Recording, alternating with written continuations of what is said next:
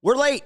No more fooling around. It's the CHGO White Sox postgame show. Nope, it's January. It's the podcast.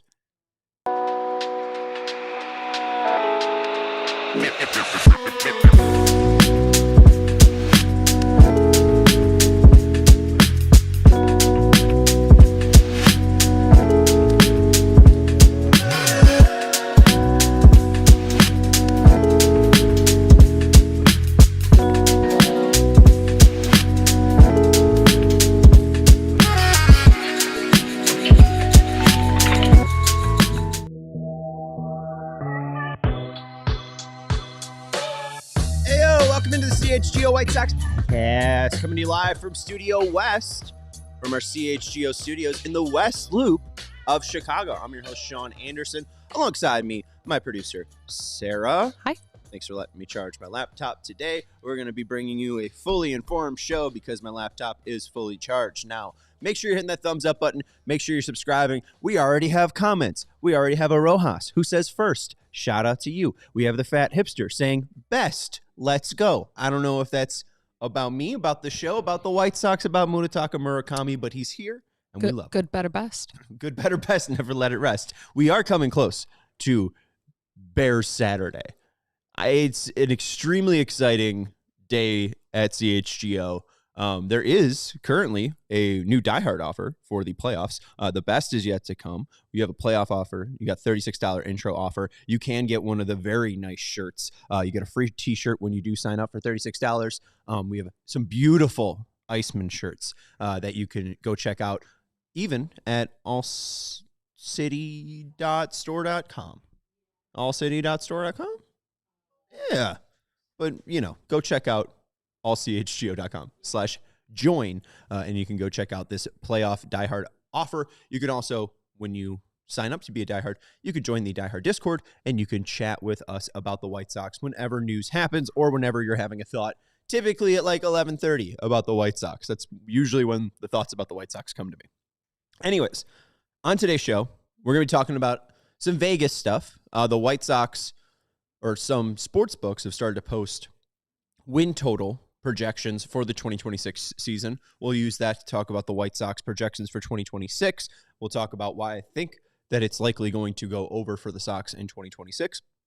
We will also talk about Munetaka Murakami and that Jerry Reinsdorf quote, just because I see it floating around. I had some discussion about it today, so I have some more thoughts. We're going to talk about the current state of the lineup. I do have a 26-man roster filled out with $92.5 million spent. I wouldn't be shocked. I guess 25 of the 26 are filled out.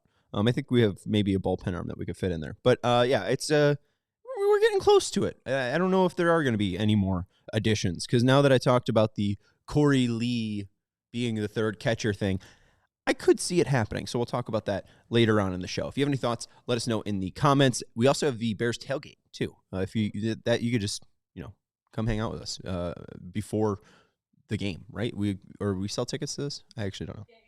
So we sell tickets. They're $75. Obviously, the Bears are in the playoffs this Saturday. The tailgate starts at 2 p.m. People get there earlier. You can arrive whenever. People stay up until when the game starts. There is a shuttle that takes you to the game and then back to the lot that we are on the corner of Cermak and Wabash, which is about 15 minutes away from Soldier Field walking. Saturday is going to be a crazy day because there's a Blackhawks game, there's a Bulls game, and there's a Bears game. Oh, it's going to be insane. And then also, obviously, the tailgate is Bears-Packers playoffs. It's going to be pretty crazy. I would love to hope to be a part of it one day. I'll be there. I guess that would be like if the White Sox took on the Guardians in the ALCS, the Twins. Hey, if you guys ever are in the playoffs, we'll do watch-alongs, tailgates. We'll do it all. If we are. When? If. We'll have to see. Anyways, let's talk about that because projections have been posted. Our friends over at Bet365 do have their White Sox win total projections posted. You could take the over or under at 65.5. It's not weighted or juiced to either the over or the under, meaning that both props are at -110. That's why the house always wins, because there's no plus money being offered. Even if you bet the over, even if you bet the under, Vegas is going to take a cut. I think that over has been my thought for a very long time. I've been saying that I think the natural progression, it's not absurd to expect another 11-win jump from this team. The 19-win jump was mainly because they were the worst team ever in 2024. And I think you saw maybe more than a typical jump because of being the worst team ever. They had a little bit more normal play return. But I have been saying about 72 and 90 for the most part of this offseason. So when Bet365 post 65.5, we would take the over. I'd obviously want a little bit more juice. And maybe even if it gets up to like 67.5, maybe there will be some juice. And then we'll take the over. It's not a prop I'm going to bet on necessarily, but it is one that in my heart of hearts, it feels like a mage situation. There was a horse a couple years ago that won the Kentucky Derby, and I was like, mage is going to win it 17-1. You sometimes get that mage feeling. I'm getting a little bit of a mage feeling about this. And it's nothing crazy. 72 wins isn't anything to write home about, but it'd be their first time not losing 100 games in 3 years. So, yay, progress. Woo! Small victories, moral victories are the only thing we can get. We could dream of World Series rings, but our actual goals are just not losing 100 games. I think the thing that I found a little bit surprising was there was a different sports book. There are other sports books out there. And it had the win total at 63.5. So I've seen 3 projections, one at 65.5, 65.5, one at 65.5, and then one at 63.5. So if you are going to play it, go find that 63.5 because you're getting 2 wins there, I think, for the same minus 110 price. That's called EV, baby. But I just really would be very shocked for this team to be another doldrums team. And I do see that the Zips projections projects them to be a bottom 20 pitching staff and likely a bottom 20 hitting staff. But the thing is, I don't think it's like close to the Rockies. And I think if anything, we're probably closer to 21st than we are 29. It does feel like they've made a lot of progress behind the scenes. And just on a day-to-day instinct, they're going to be more ready. Even on home games, you go and look at the Munetaka Murakami signing. There's about a minute of him exploring the entire digs of right field. That was where we got the dancing little video from him where they're like, no dancing. And then he, busts out a little move. They were showing him the $5 million batting cage that they have. I forget the name of it right off the top of my head, but it's the one that can replicate true pitches of Major League Baseball players. So if you want to say, hey, I want to go face Tyler Glasnow, you can go face Glasnow's insane curveball and insane fastball, and they would replicate not only the spin, the depth, the velocity, but I also think that it works on extension as well. So if it's a fastball, that gets on you would at least be able to replicate that. And there's a video screen where you can then line up the actual pitching motion. So when you see on the video screen the ball's about to be released, that's when it's going to shoot out from the wall like a batting cage does. So they've been very, very excited about showing that in several different videos. They did that with Sean Evans as well. It's just a very cool thing that they never had before.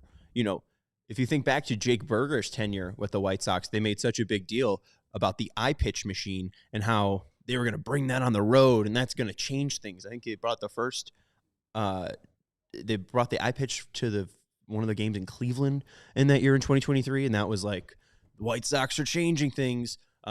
Just 2 months later, Ken and Rick were fired for good reason.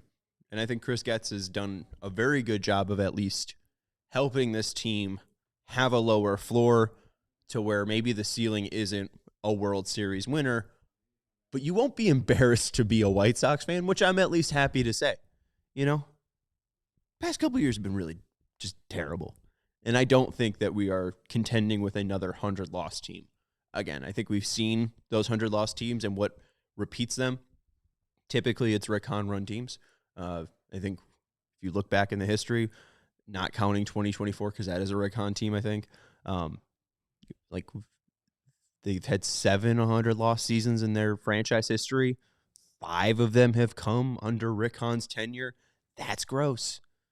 I just think that the idea is about not drowning. The idea is about going 72-90. The idea is about getting 70 wins and let's just make progress. I think that that's a very obtainable goal for a Major League Baseball team, especially with the top-end players that they do have. We know Robert can hit 30 homers. It's been a while, but I still believe that player's in there. We saw Colson put up, nearly 25 or whatever in his first 70 games. What can he do in a full season? Teal, I don't know if he'll ever reach 30, but at least for a catcher, hitting 20 is not bad. And then Murakami's the biggest question mark out there. There's projections from the Bat X put together by Derek Carty over at MLB Network, and the Bat X projections have Munetaka Murakami hitting the 10th most homers in 2026. If Munetaka Murakami hits 34 homers, this team might be playing with fire. So, there's a lot of ways that this team can hit mediocrity and just be a 72-90 team that isn't going to get you excited. It is small progress. And again, you're not going to write home about a 72-90 team, but Chris Getz is trying to get that very minimal progress to hopefully one day lead to a winner. That's why I think 65.5 is pretty much a layup line. I should talk about that with betting because I know betting's very serious. But just 65.5 is a very odd projection. I would put the Sean Anderson Bat X projection at 70.5. So there you go.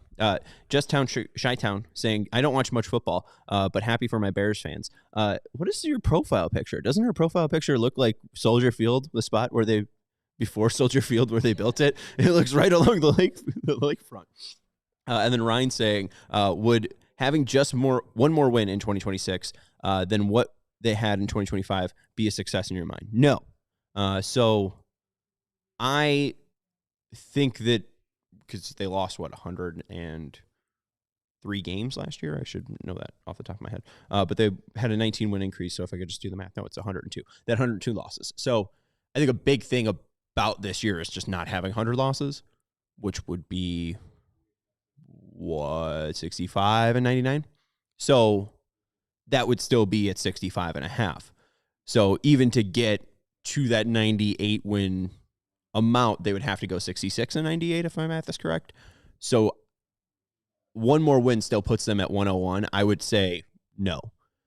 Them going over the win total that is projected is a success. I just think it's still even then a little bit too low.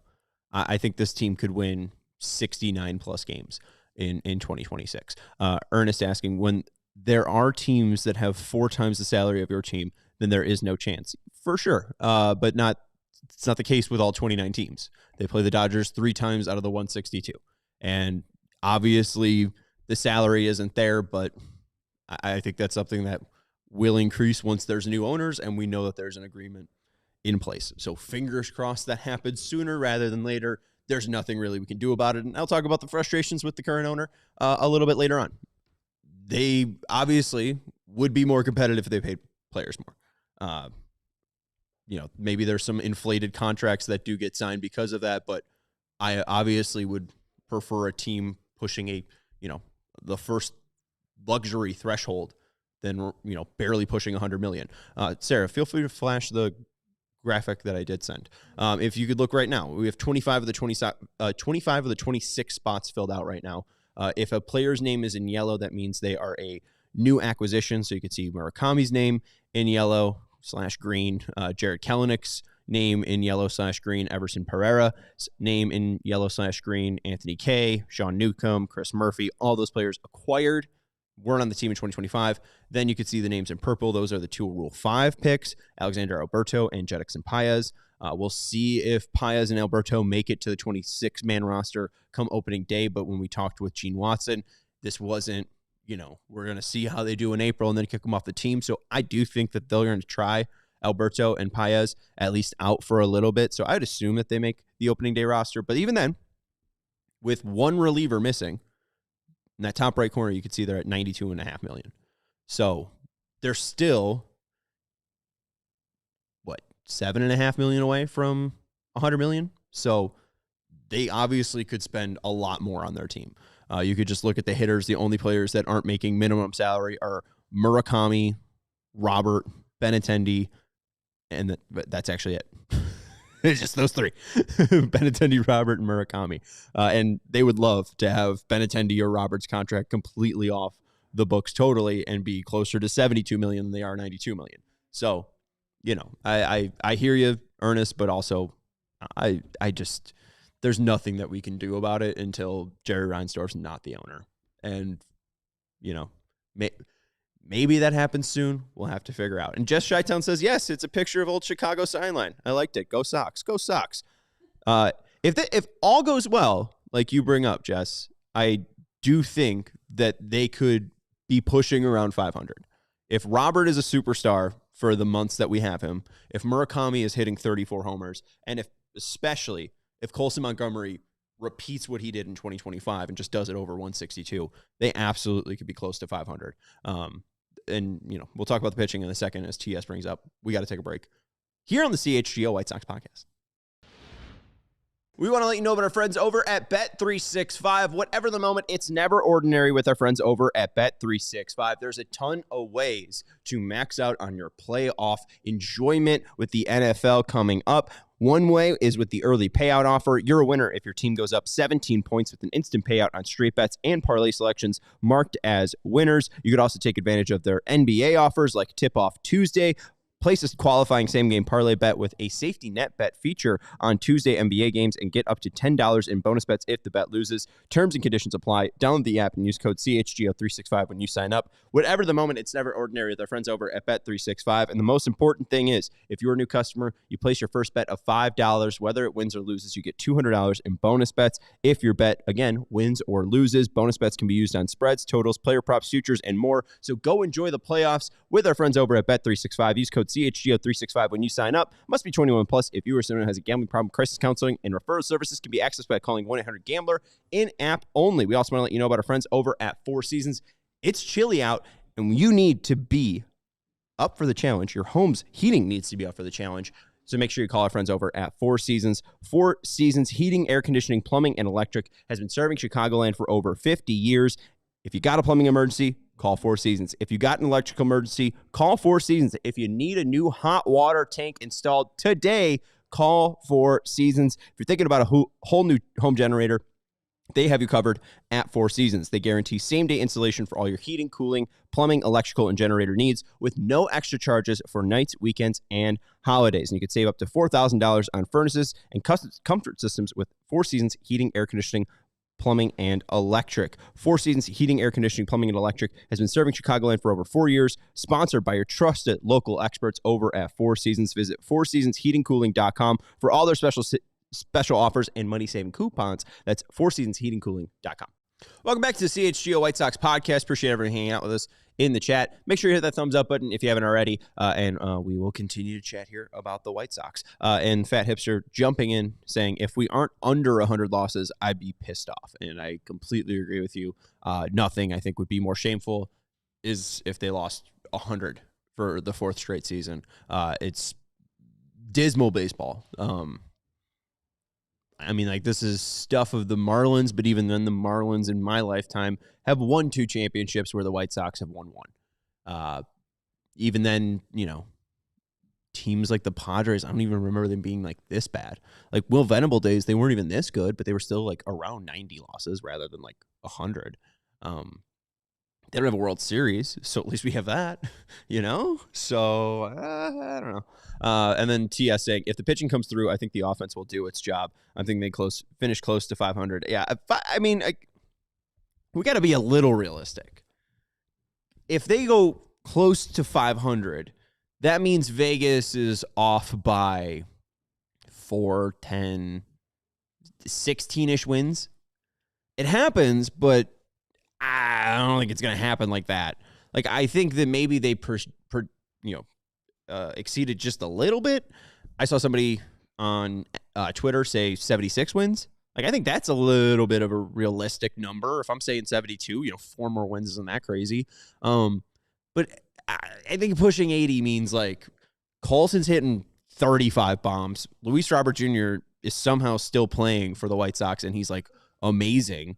Or they trade him at the deadline, and then whoever they get just is immediate plug and play. Maybe they're trading him because Brooks Baldwin has like 25 homers as a switch hitting center fielder. Maybe Everson Pereira is like unlocked, and Murakami becomes Pete Alonso from the left-handed side.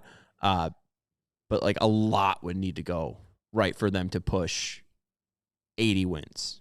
And it's like a 90th percentile outcome. So like it could happen, but I don't know. And then KJ Russ, 13 in the chat, saying, too much great/stellar needs to happen on the offensive side for me to feel like they can go 500 without adding pitching or the combination of Thorpe, Smith, Schultz not being viable options. And that's fair. Let's look at the roster right now, because I think what KJ Russ brings up is decent. I don't think that there's going to be any needs or changes as KJ Russ brings up on the offensive side. It's going to mainly be growth and development.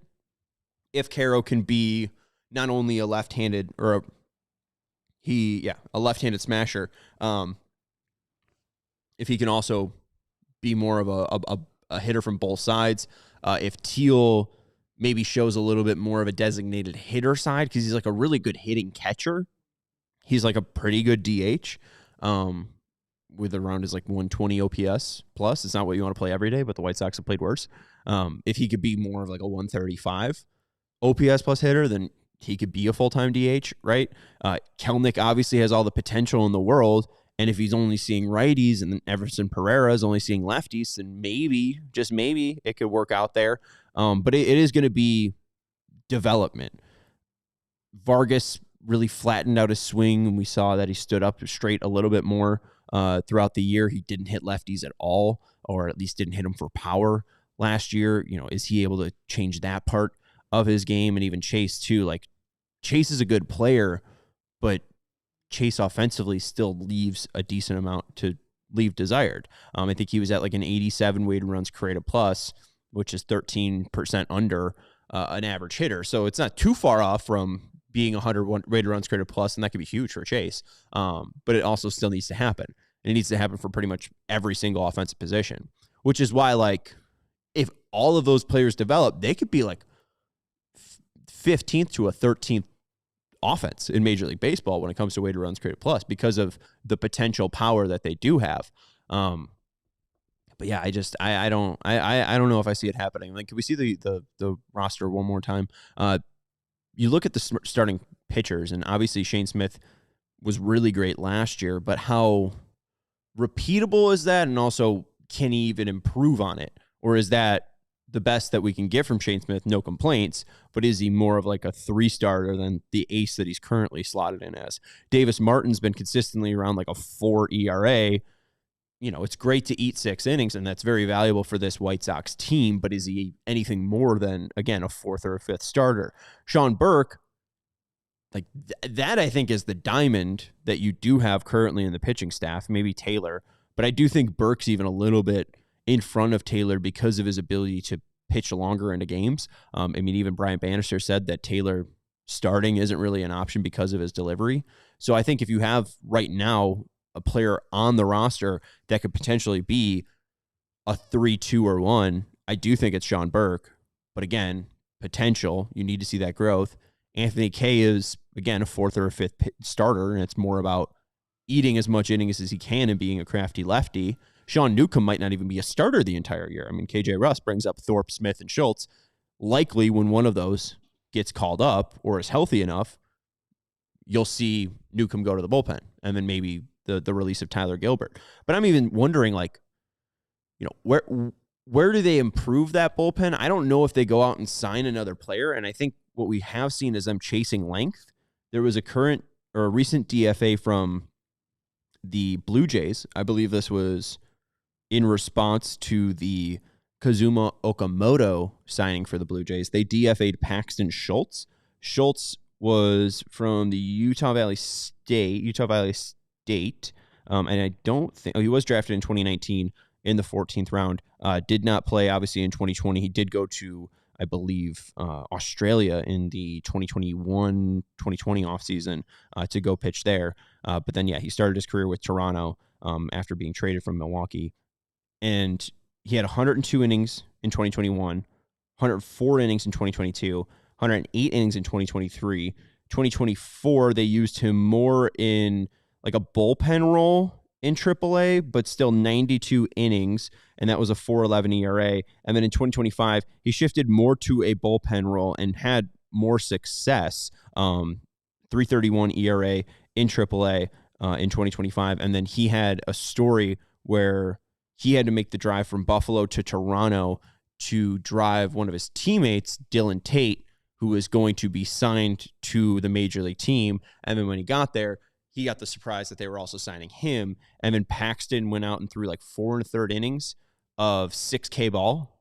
And he set the record for most strikeouts in a debut in a relief appearance with those 6 strikeouts. And he did accumulate 24 2/3 innings last year, 4.38 ERA, not great, but I'm interested in the 10.2 K per 9 and the 2.9 walk per 9.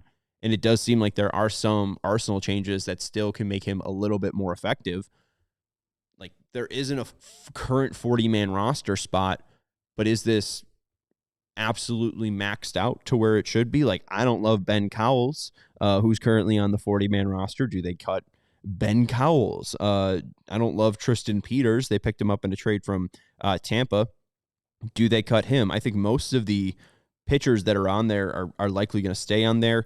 I mulled Brian Hudson, but I think they like that he's 6'8" and a lefty. And he was really good in 2024 for Milwaukee. Jairo Iriarte obviously was a part of that Cease trade, so that would take a lot of cojones to cut him off. McDougal and Davitt were just added to the 40-man roster just recently, so it'd be surprising to see them off.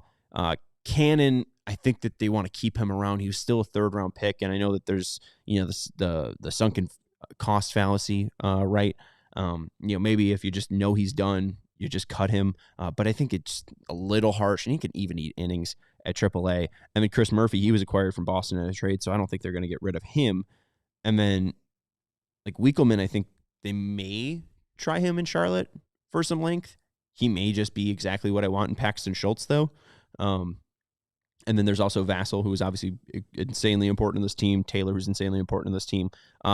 Leisure, not great, but he can throw 99, which is something that Paxton Schultz can't do. And then there's the 2 Rule 5 picks in Alberto and Paez. So, like, I think that there's still some optimization that can be done, but I also think that they just really like all of the players that are currently on the 40-man roster. So if there aren't any pitching ads, I really wouldn't be surprised, because that last spot that I didn't fill in, I could easily see being Wikelman Gonzalez, because he wasn't bad enough. Why not? He's got decent strikeout stuff.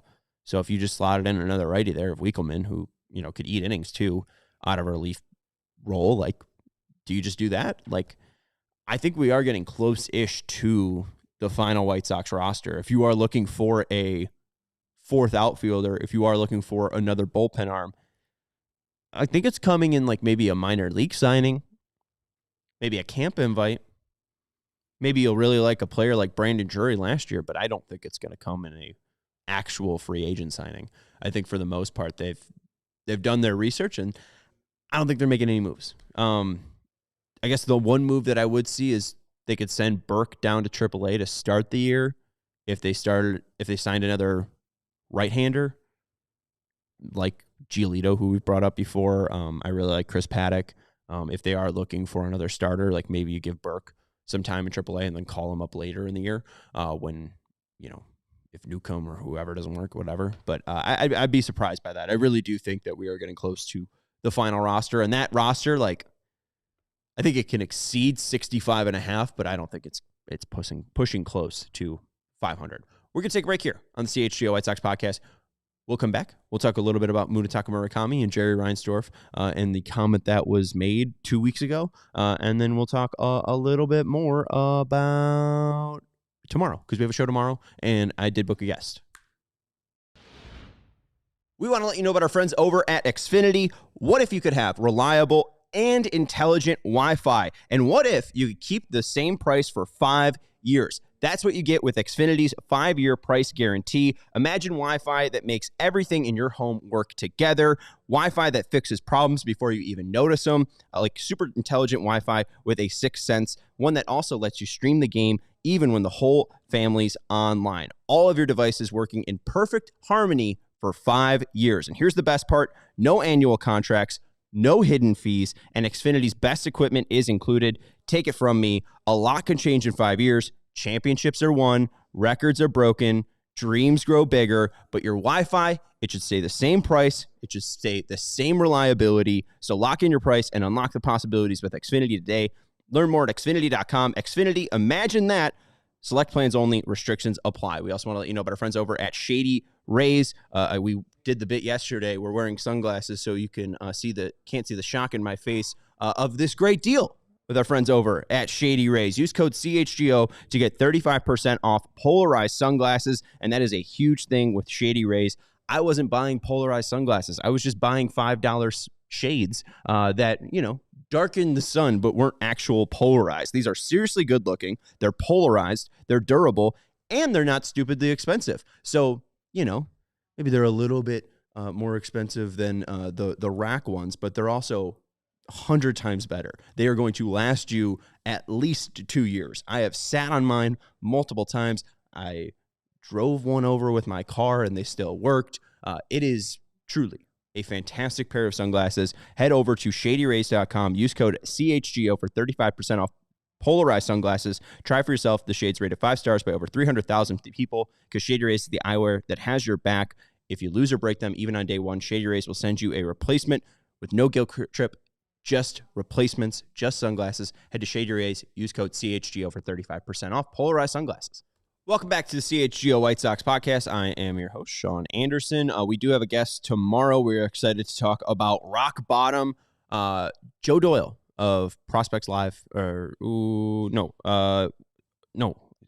got a new Overslot Podcast. The Overslot Podcast.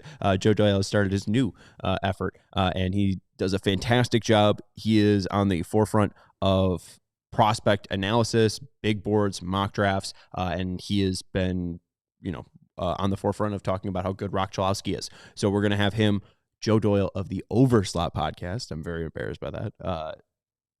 On the show tomorrow at 4:30. So if you're ready to hit rock bottom, we'll talk probably about Jim Thome's kid, Jose Contreras' kid, and some other prospects as well. I'm interested to get his take on Billy Carlson and the White Sox making that pick 10th overall last year. All right.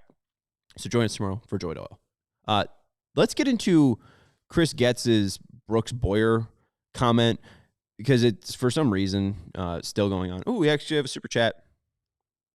We're pausing. Max Bruce, $5 super chat. Shout out to Max. What are your thoughts on the rumors on German Marquez and Tyler Kinley? Okay, so German we talked about yesterday. I don't believe there's actual rumors that are truly substantial about either of these players joining the White Sox. I think it's more just people talking and thinking about these players rather than actual rumors. So let's just clarify that. Like, there's no person specifically in the media that is saying these two players are expected to sign with the White Sox. Marquez, I thought I was interested in, but when we talked about him yesterday, the home road splits weren't that kind in 2025. He was actually worse on the road than he was at home. And you look at the career stats, you see that he is better away from Coors Field and worse at home. Obviously, Coors Field affecting his effectiveness. But I think a lot of that effectiveness was because he could throw a little bit harder when he was younger.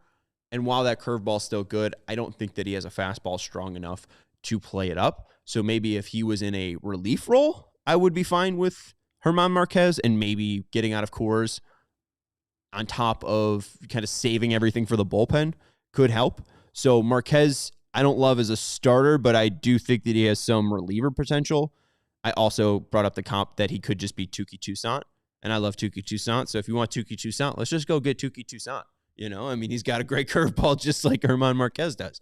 Max, I think Marquez would be a pretty cheap option. I think that there are some better options. I brought up Chris Paddock, who I think is pretty cheap at $7.5 million. There are projections for Savali at $8 million. I would sign Paddock at 29 years old to $7.5 million before Savali at 34 at $8 million. So I think that they're, again, not near $100 million. So I think that they can afford a little bit more than Marquez. Marquez would be a little bit too cheap. Tyler Kinley is interesting.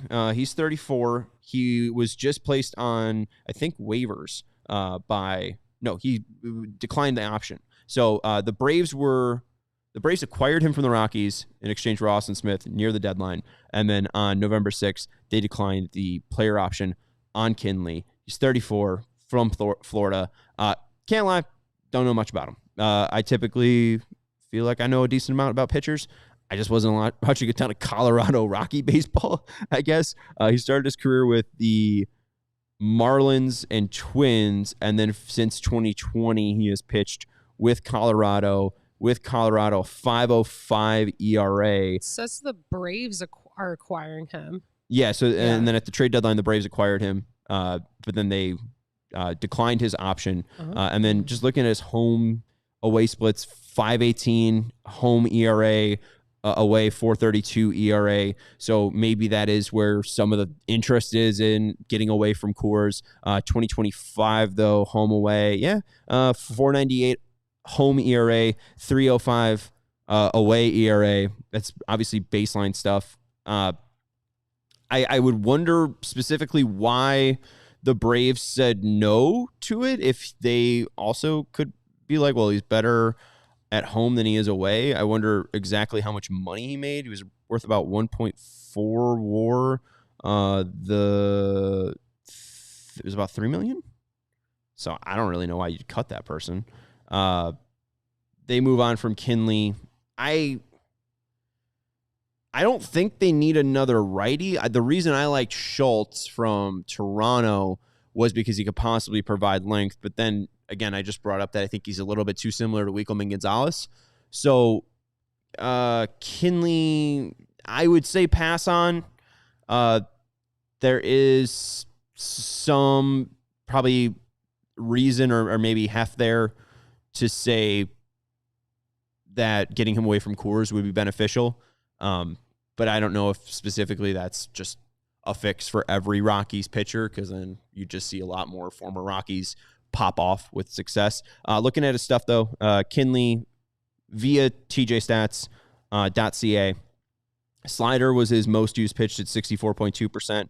That's a reliever if I've ever seen one. 107 TJ stuff plus, 56 grade, a little bit above average, about 5% above average for slider. Throws into the zone a decent amount, 52%. The chase is there, about 35%. Whiff isn't crazy, so guys don't swing and miss at it a ton. But low expected weighted on base contact, around 318. The slider, though, 87.5 miles per hour. It's somewhat gyro-ish.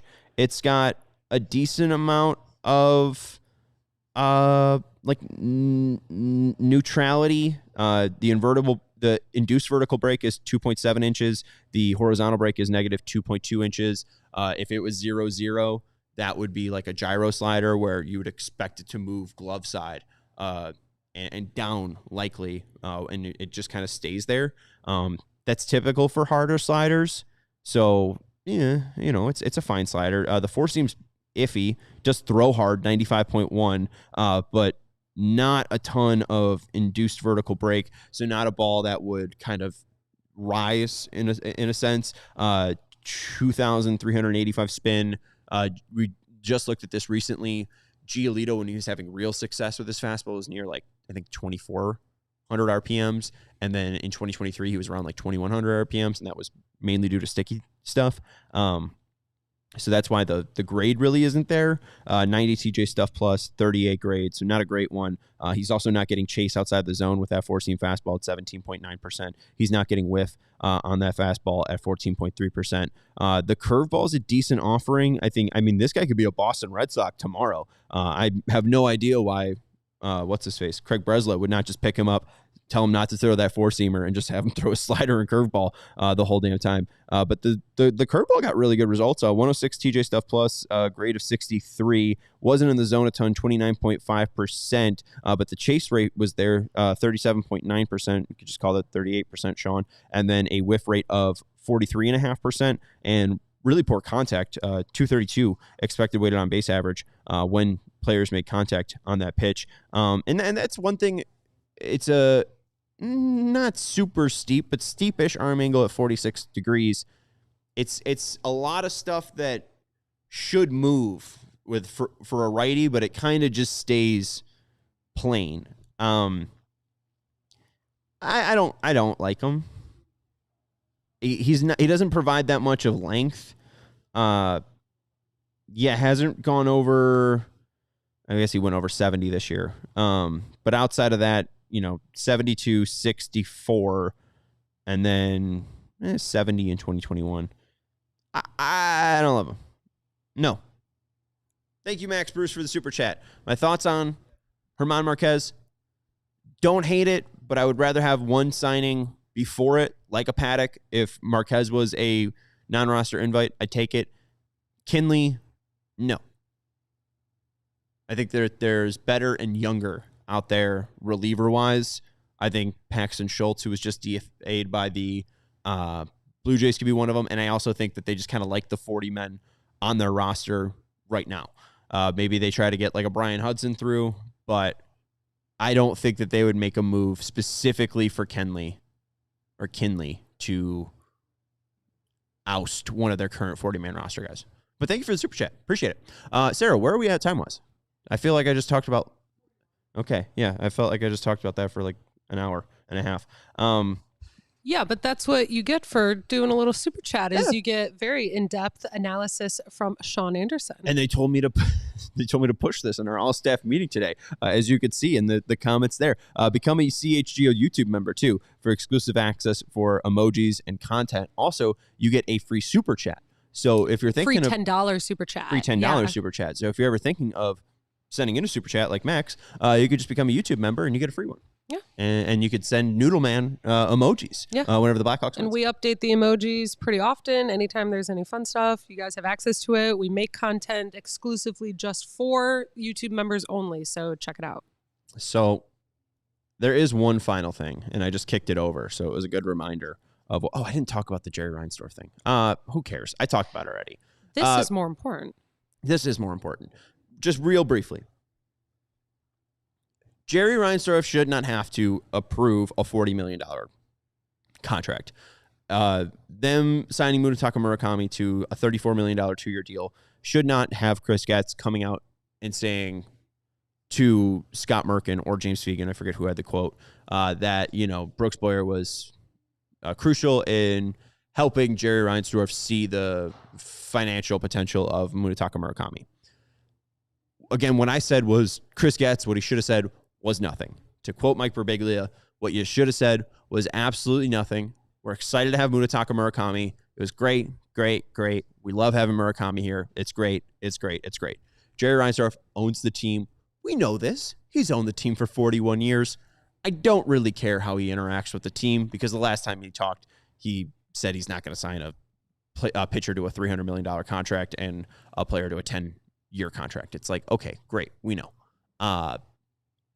Jerry Reinsdorf seemingly should not matter to the White Sox fans and should really just not be brought up unless it is for historical context. Okay, you're not even over a $100 million budget.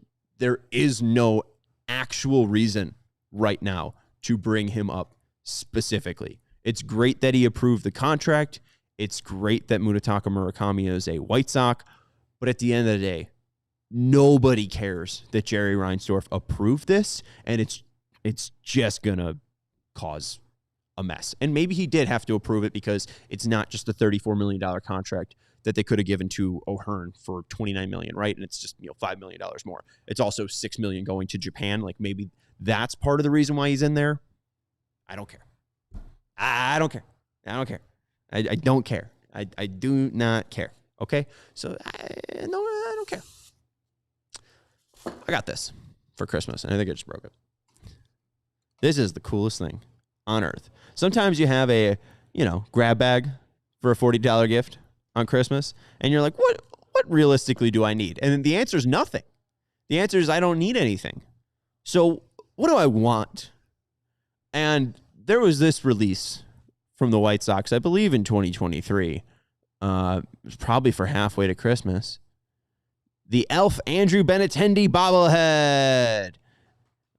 This is one of the more offensive things to ever grace this earth. On the side, the quote, Santa, I know him. Southpaw, I know him. Cute. Fun. This little man as an elf is the greatest gift that you could ever give to me. This is going to haunt my dreams, and for the next 2 seasons, I am going to bring this out whenever he hits a home run, whenever he makes a mistake. This is going to be our elf on the shelf. He's going to watch you. He's going to know when you're awake. He's going to be calling Santa. This brings me joy like no other. And I think that Andrew Benintendi should show up to Sox Fest in this garb. I think that's probably the best idea, is that he should put on a black and white elf suit with the curly shoes and be at Sox Fest 2026. My question is, does he know that they made that? Yeah. Oh, okay. And he was like, that's cool. I guess so. Yeah. It's tinier than the normal ones. This is not made by Honestly, I was expecting it to be bigger. Yeah. Well, I think it's definitely specialty, and it's slick. But yeah, they typically use, if you look on the bottom of any of your Sox bobbleheads, they typically make them in Washington. It's not where the Cubs make theirs. The Cubs make theirs in China, and they're bad. They're smaller like this, but this one's made in Massachusetts, and it's really nicely done. The detailing's nice, and shout out to My Sox Summer for having this in his eBay. So I just literally went to his eBay shop and was like, what can I buy myself? I bought the Andrew Benintendi elf bobblehead. Woohoo! Shout out to my Aunt Carla for buying this. But yeah, very, very weird. There are a lot of great White Sox bobbleheads. We have the light up Bill Melton home run king one that Jake got through White Sox charities. There's that great Dick Allen bobblehead that they were giving out, cigarettes inside the stadium for. This is up there with the most bizarre and weird, because why? Oh God, why? Anyways, that's going to do it for the CHGO White Sox podcast. We're going to be back tomorrow at 4:30. We're going to be talking to Joe Doyle of the Overslot podcast, and I'll make sure that I say that tomorrow and not his previous job. But we'll be talking about Rock Chalowski. We'll be talking about the 2026 MLB draft. And I'll also, trying to bait him into, what if the White Sox don't pick Rock? Like, is there any way in his mind that they could not pick Rock 1-1? Because it does seem like he's a consensus 1-1, but is that what they want to use their bonus pool money for? Could somebody maybe outspend for Rock? Find out tomorrow on the CHGO White Sox podcast. Thank you to Sarah. I'm Sean Anderson. Goodbye. We all silly like the mayor.